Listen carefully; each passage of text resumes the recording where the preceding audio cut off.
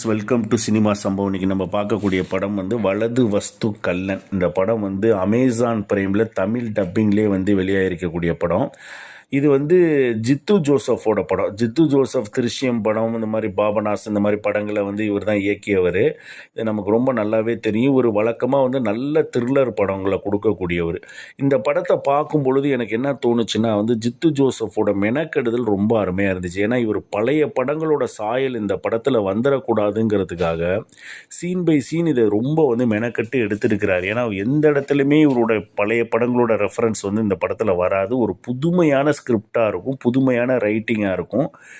அந்த மெனக்கெடுதல் ரொம்ப நல்லாயிருக்கும். இவர் ஏகப்பட்ட நாட்டை இந்த படத்தில் உருவாக்கியிருப்பார். ஒவ்வொரு நாட்டாக கிளைமேக்ஸ் வரைக்கும் அப்படியே ஒவ்வொன்றா வந்துக்கிட்டே வர விதம் ரொம்ப நல்லா இருந்துச்சு. இது பிஜு மேனனுக்கும் ஜிஜோ ஜார்ஜுக்கும் இடையே நடக்கக்கூடிய ஒரு ஆடுபுலி ஆட்டம் தான் இந்த படம். பிஜு மேனன் ஒரு corrupted police officer, Jijo George ஒரு ரொம்ப ஃபேமஸான ஹேக்கர் அவர்.